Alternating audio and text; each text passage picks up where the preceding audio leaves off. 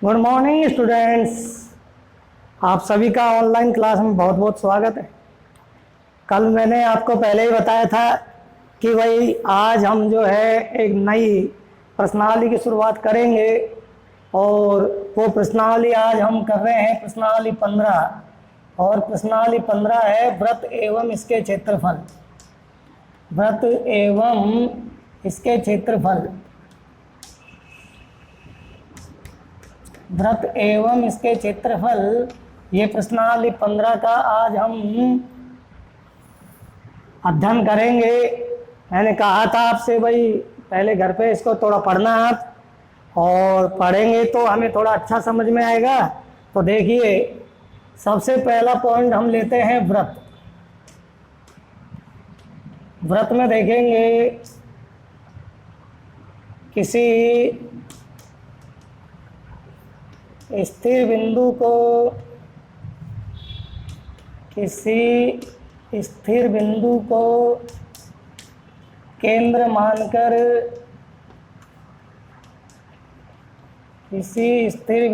केंद्र मानकर खींची गई ऐसी आकृति, किसी स्थिर बिंदु को केंद्र मानकर खींची गई ऐसी आकृति जिसकी स्थिर बिंदु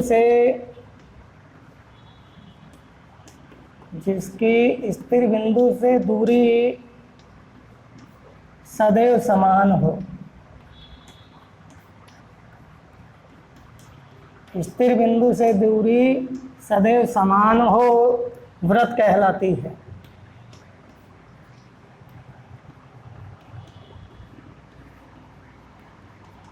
प्यारे बच्चों, क्या परिभाषा हुई इसकी? देखो, किसी स्थिर बिंदु को केंद्र मानकर खींची गई ऐसी आकृति जिसकी स्थिर बिंदु से दूरी सदैव समान हो, व्रत कहलाती है। तो देखो,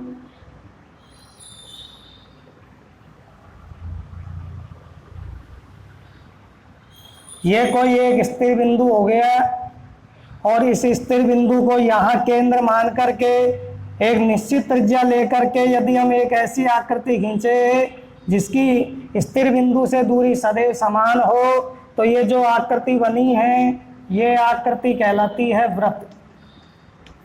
ये स्थिर बिंदु जो है इसका केंद्र होता है, इस केंद्र को O से व्यक्त करते हैं।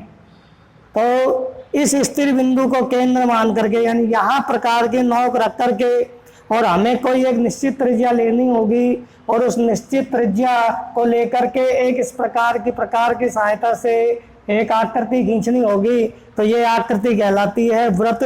और यह स्थिर बिंदु जो है ये व्रत का केंद्र बिंदु कहलाता है। व्रत का ये जो चारों ओर का ये घेरा है, ये घेरा है, इस घेरे को हम परिधि कहते हैं।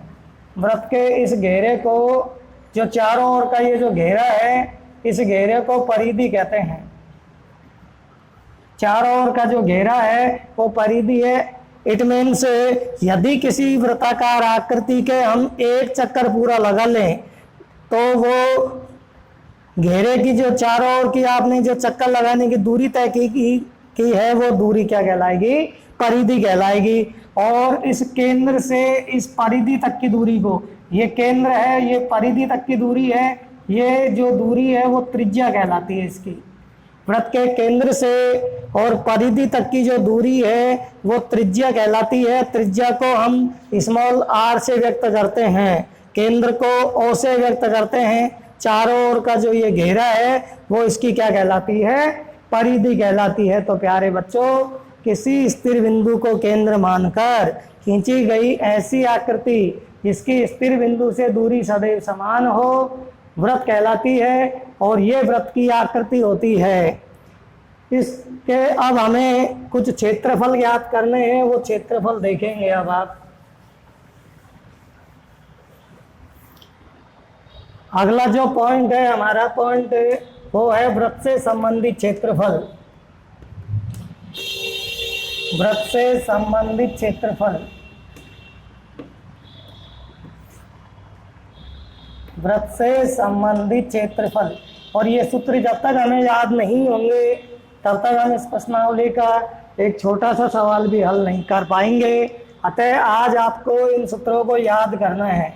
सबसे पहले वृत्त की परिधि, जो चारों ओर का घेरा होता है उस परिधि का सूत्र होता है 2πr या पाई गुणा व्यास।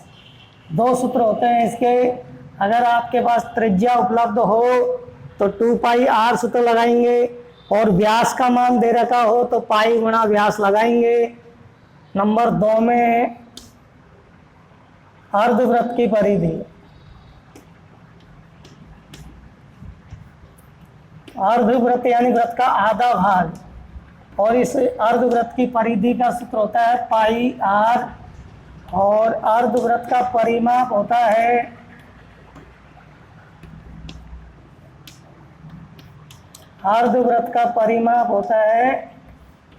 πr प्लस में 2r। तो वृत्त की परिधि का सूत्र तो हो गया 2πr या पाई इंटू व्यास। अर्धवृत्त की परिधि πr, अर्धवृत्त जो होता है वो वृत्त का आधा भाग होता है। ये वृत्त का आधा भाग और इस आधे भाग को कहते हैं अर्धवृत्त। ये कहलाता है अर्धवृत्त, आधा भाग।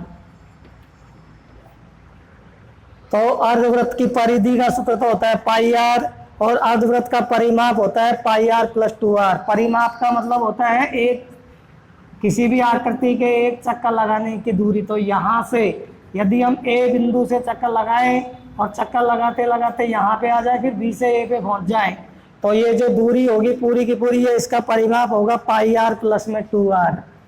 चौथा है वृत्त का क्षेत्रफल।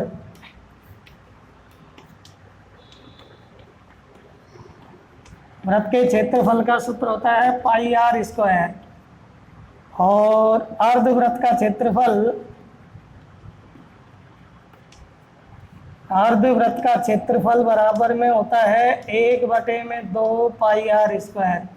अर्धवृत्त का जो क्षेत्रफल होता है वो होता है 1/2 πr स्क्वायर। छठा होता है वृत्त के चतुर्थांश का। चतुर्थांश का मतलब होता है वृत्त का चौथाई भाग। तो वृत्त के चतुर्थांश का क्षेत्रफल, वृत्त के चतुर्थांश का क्षेत्रफल का सूत्र होता है 1/4 πr स्क्वायर। तो प्यारे बच्चों, ये वृत्त से संबंधित कुछ सामान्य सूत्र हैं, जिसमें वृत्त की परिधि का सूत्र तो होता है 2πr या पाई गुणा व्यास। अर्धवृत्त की परिधि का सूत्र होता है πr। अर्धवृत्त का परिमाप होता है πr प्लस 2r। वृत्त का क्षेत्रफल का सूत्र होता है πr स्क्वायर। अर्धवृत्त का क्षेत्रफल 1/2 πr स्क्वायर। वृत्त के चतुर्थांश का क्षेत्रफल होता है 1/4 πr स्क्वायर। नेक्स्ट देखेंगे हम सातवां देखेंगे, दो संकेंद्रीय वृत्तों से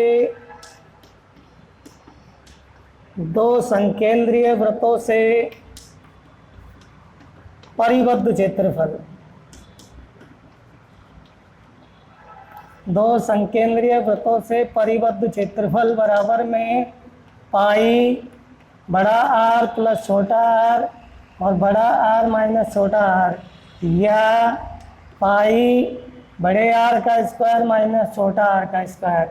यहाँ कैपिटल R बराबर तो होता है बड़े वृत्त की त्रिज्या और स्मॉल r बराबर में होता है छोटे वृत्त की त्रिज्या।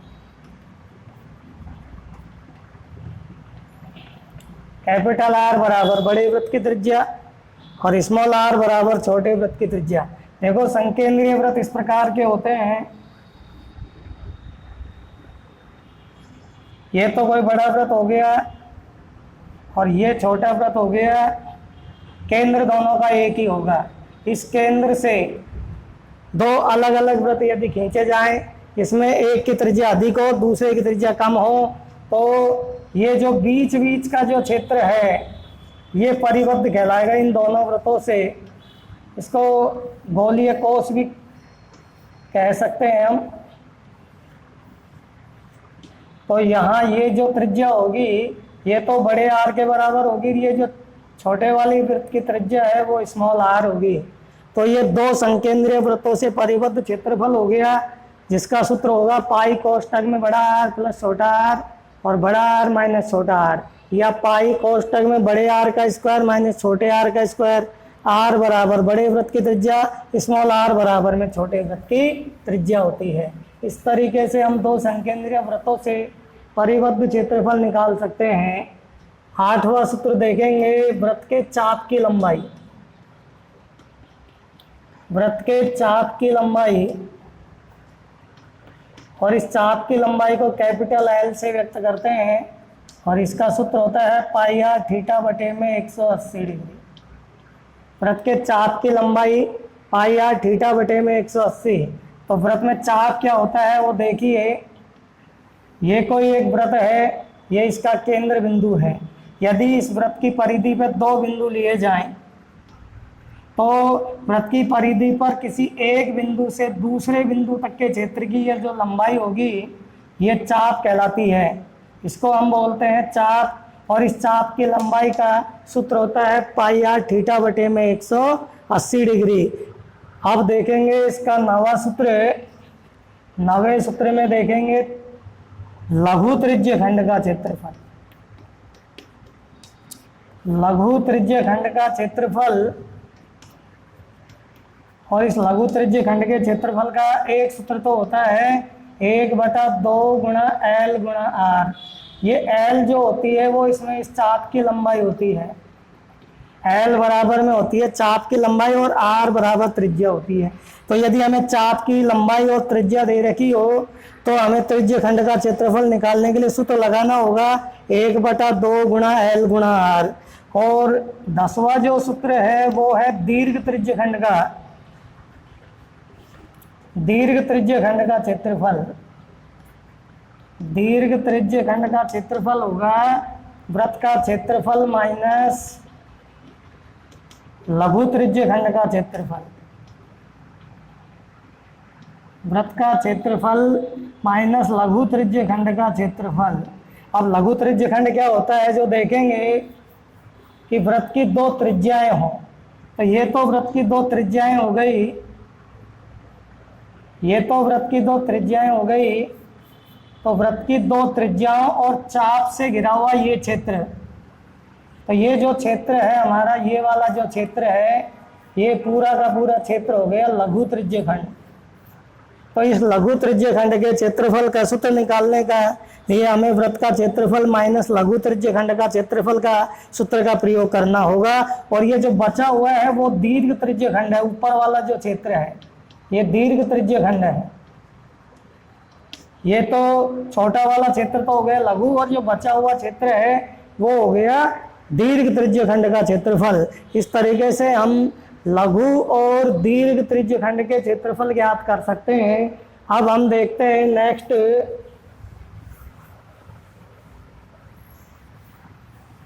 नेक्स्ट है हमारा लघु वृत्तखंड का क्षेत्रफल। लघु वृत्तखंड का क्षेत्रफल, और इसका सूत्र होता है पाई आर स्क्वायर थीटा बटे में 360 डिग्री माइनस आर स्क्वायर बटे में 2 और साइन थीटा होता है। इसका सूत्र पाई आर स्क्वायर थीटा बटे 360 डिग्री माइनस आर स्क्वायर बटे में 2 साइन थीटा। लघु वृत्तखंड, लघु वृत्तखंड क्या होता है वो देखेंगे। वृत्त में किसी चाप, तो ये तो एक चाप हो गया इसका, ये चाप हो गया, और ये एक जीवा हो गई इसकी। तो वृत्त में किसी चाप और जीवा से घिरा हुआ ये क्षेत्र, वृत्त में चाप और जीवा से घिरा हुआ ये क्षेत्र, ये कहलाता है लघु वृत्तखंड। और ये जो बचा हुआ क्षेत्र है वो कहलाता है दीर्घ वृत्तखंड। तो किसी चाप और लघु चाप से घिरा हुआ क्षेत्र लघु वृत्तखंड, और चाप, दीर्घ चाप एवं जीवा से घिरा हुआ जो क्षेत्र है वो दीर्घ वृत्तखंड कहलाता है। तो लघु वृत्तखंड का क्षेत्रफल का सूत्र तो होगा पाई आर स्क्वायर थीटा बटे 360 डिग्री माइनस आर स्क्वायर बटे 2 साइन थीटा। और नेक्स्ट जो है लास्ट हमारा वो है दीर्घ वृत्तखंड का क्षेत्रफल।